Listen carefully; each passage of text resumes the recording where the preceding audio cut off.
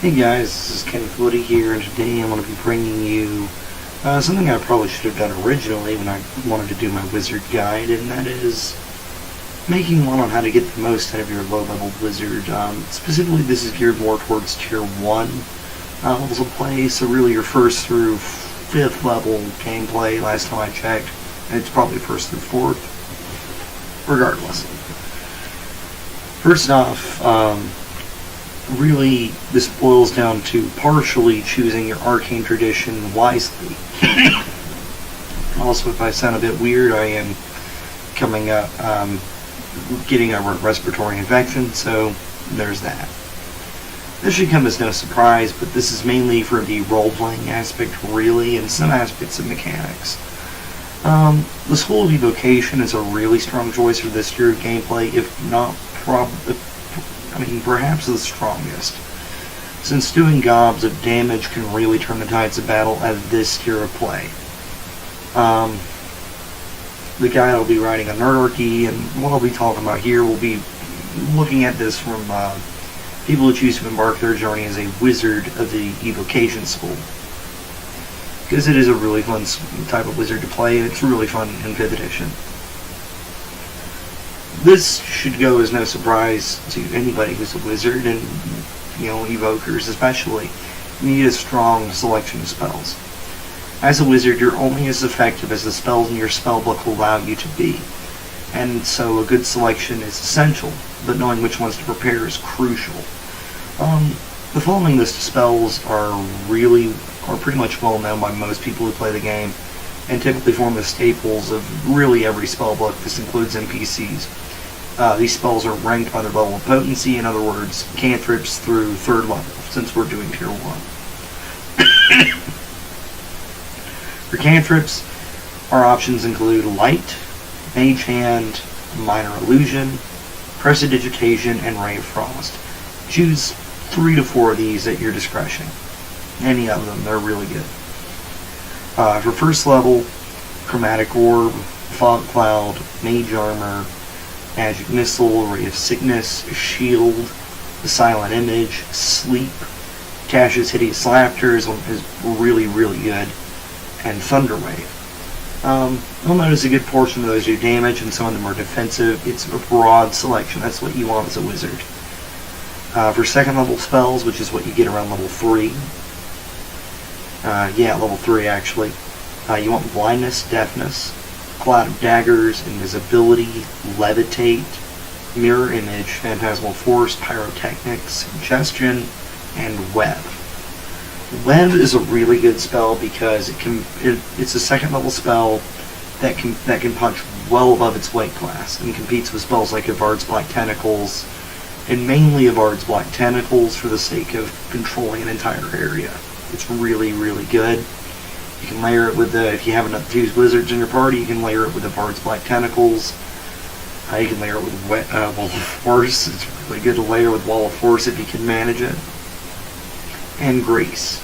Grease is a spell that does not require concentration, and it's really solid to layer with really any type of controlling spell.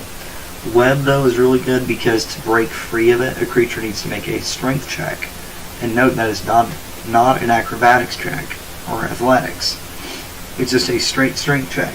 Things like dragons and ogres, mighty though they may be, they maybe only have like a +4 or +5 to strength. It's not until you get into later things like, bigger, badder dragons, like adult dragons and giants, where the strength modifiers start to become, truly impressive. 3rd level, we get into these main spells. Animate Dead, and I know Necromancy is evil, but evil can be good in controlled doses. The results may get bloody sometimes, but at least you have an army of minions to throw at things. Counterspell, this should go without saying, Counterspell is just really good in this edition. Fear is another really good area controlling spell and debuff spell. Fireball, yeah, I know. It's Fireball, it's iconic. It's a really good spell. Major Image, Slow, and Sleet Storm. Slow is really good as a debuff because you can really screw with the enemy's action economy, especially if they're spellcasters. Sleet Storm can screw with enemy spellcasters by breaking their concentration. Now, personally, going back to the first level spells, while I love Chromatic Orb, the Chromatic Orb spell is a utility knife spell, it is a bit overrated and overstated. However, I would add the following spells to this list, which is already a really good list to begin with, and these are Misty Step and Hypnotic Pattern. For Evokers, this list, and if you're playing an Adjurer instead of an Evoker, which I applaud you, to a lesser extent, will be your bread and butter for this portion of your career. If you're an Adjurer, I would add Dispel Magic to your list of spells. 2 spells in this list, along with Hypnotic Pattern, should you choose to take them, will remain useful for the entirety of your career. Tasha's Hideous Laughter is the gold standard of which any spell that incapacitates a single target should be measured. This includes spells such as Power Word Stun, Hold Person and its bigger brother Hold Monster, and most single target enchantment spells. Web, like I've already mentioned, is another spell that punches well above its weight class and competes with higher level spells, primarily of Bard's Black Tentacles. The next tip, as a wizard, and this is an optional one, but I really recommend it, is to acquire as many ritual spells as your DM allows you to find. If a spell has the ritual tag, you can cast it without having to expend a spell slot. You can still expend a spell slot if you choose to do so, primarily if you prepared the ritual ahead of time in the first place, which is sometimes you should do. Here are some of the ritual spells you should consider acquiring. These are as follows: Alarm, Comprehend Languages, Detect Magic, Find Familiar, Gentle Repose, in case you don't have a cleric with the spell already, Identify, Illusory Script, Leomund's Tiny Hut. People have talked about this spell. I don't want to beat the dead horse, but it's a very good spell. It's very powerful, and you can acquire it pretty early. Magic Mouth, Phantom Steed is another good spell for your wizard, even though it lasts only an hour, but it gives you a horse for an hour, so it's pretty good. Unseen Servant and Water Breathing. Find Familiar I love because of how familiars are in this edition. You can get advantage very reliably. If you're a rogue and you want to pick up spells, I suggest if you want to take that Magic Initiate or you get a free spell as an Arcane Trickster, absolutely 100% grab Find Familiar. Yes, I know it takes an hour to cast, but it is a very, very good spell. Second, this is really the main meat of this guide, and this is knowing your spells, and this is breaking it down into these following guidelines. I try to help newer players of the wizard class when I have the chance to play a wizard, and even as a DM, keep these in mind. For your common spells, and basically all the common spells are is the spells that you always prepare. So things like Fireball, Sleep, Mage Armor, etc. You should have the following information committed to memory. Insert your own fancy magic joke here. Number 1, what is the casting time? Number 2, what is the range of the spell? Number 3, what is the duration of the spell? Is it a minute? Is it just instantaneous? You need to keep that in mind. Number 4, what is the area of effect? This is especially important for controllers if you like to play that type of wizard. Number 5, what components are required? This can be ignored to a very large extent to those that take arcane focuses, which is a majority of wizard players and sorcerer players. Really any arcane caster. And what are the exceptions of the spell? What do I need to keep in mind while using this? And number 6, and this is the biggest one, which brings me to the main point, does the spell require concentration? If you're an evoker, however, don't fret. Most of the spells from the School of Magic that are typically used are instantaneous effects like Fireball and Ice Storm and the like. Be mindful of concentration. Concentration is an enormously important matter for a wizard, really any spellcaster in 5th edition. The rule of thumb here is very simple. If a spell requires concentration, you cannot cast another spell that requires concentration while that spell is in effect. You can, however, cast a spell that does not require concentration. In practice, this means that you want a good mix of spells that require concentration and those that don't. One thing you can note here, and I mentioned it a little bit in some ways, spells like Grease and Grease does not require concentration. These spells include Grease, Mirror Image, Fire Shield, Blink, Force Cage, and a few others. Grease and Web or Grease and Slow are great combos that require a little bit of setup, but are exceptionally potent and can be quite devastating if executed properly. You will also want to consider how your concentration and non-concentration spells can be used together, much like the combo I used earlier. Now, bearing all this in mind, let's look at how to win the battle before it happens, and then go about winning it. A lot of wizards only really begin thinking once the battle has begun, or to put it bluntly, once the battle has begun, resort to softening their enemies with a fireball straight off the bat. But your actions beforehand can often dictate the success of your endeavors, more often than not. The results may vary, and can get bloody sometimes. First off, did you bother to set an alarm to guard your comrades against ambush while they slept? This can also be circumnavigated with Liam's tiny hut, since nothing can dig underneath it. Did you cast Comprehend Languages to decipher the ancient carving that contains a vital clue? Did you send your familiar to scout out ahead? There's a number of things here. And battlefield tactics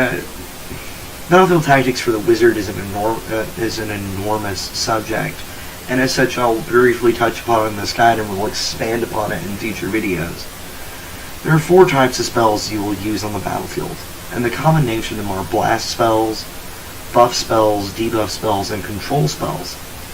If you learn when and how to use each type of these spells, you can have a devastating impact during combat, or like any evoker, just cast Fireball. Blast spells. This is perhaps the most straightforward and obvious use of your abilities in combat. The best spells of this type combine damage with other effects, like Ice Storm, creating an area difficult terrain. Autoluke's Resilient Sphere allowing it to be used as a sling ammo, or hand grenade, basically, in freezing water. Ray of Frost, for example, does both injure enemies and slows your foes. And it's generally better than its equivalent in Firebolt. In most cases, however, I still love Firebolt as a cantrip. It does good damage. Spells of this type include Burning Hands, Chromatic Orb, Cloud of Daggers, Fireball, and many, many more. As stated previously, most of these spells do not require concentration and tend to complement the other types of spells very nicely. This will be a good focus on your first hero play, as Burning Hands can quickly turn the tide of battle, since baseline level 1 it does 3d6 fire damage, and it's a 15-foot cone. It's a pretty good AoE. Now we get into the next category, buff spells.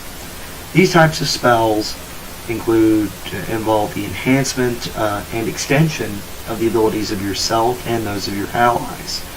Used judiciously, these spells can reliably increase your odds of success.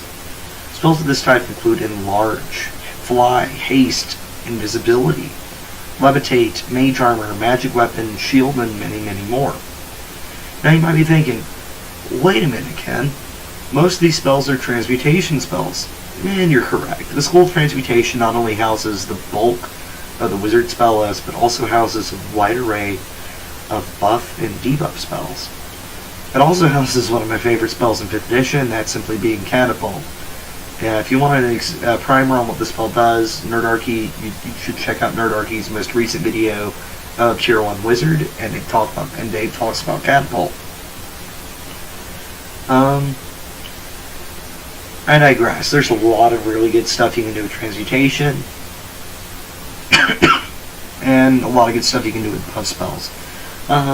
Really, Wizard gets a good buff spell once they get access to Haste, And it's not really for you as much as it is for your fighters and your melee fighter and your melee combatants.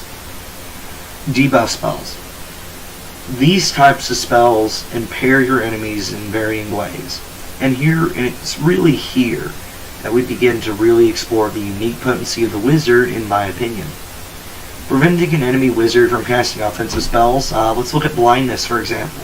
It can be far more effective than casting a magic missile, which if the enemy mage is prepared properly, will negate that cast of magic missile with a well-timed shield spell. Magic missile or the like they're very good spells, but debuffing can be better.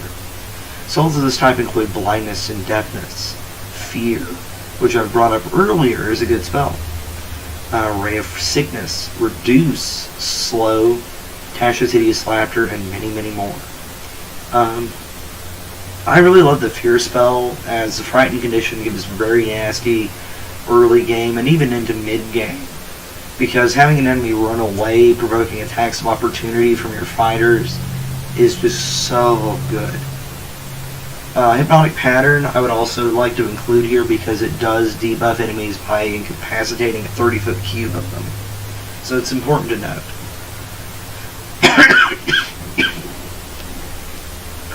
Finally, we get to my favorite category of the wizard spells, and that is control spells. These types of spells are concerned with shaping the battlefield itself and are among my favorite types of spells in general. Manipulating the battlefield, the positioning and tactics of your enemies is a very solid, is a very good impact thing a wizard should do. This is where the wizard can have the most dramatic impact on battle. As a note, once you've attained 9th level, the wizard is the undisputed master of battlefield control, since by that point they have Wall of Force and a few other wall spells. A carefully placed control spell can disrupt and destroy the enemy's tactics, and end the battle in mere moments. A control spell, and a well-placed control spell, can turn what would have been an imminent defeat into certain victory. In general, any spell that changes a monster's movement, maneuverability, or tactics may be considered a control spell. In addition, any spell that affects the terrain of the battlefield may also be considered a control spell.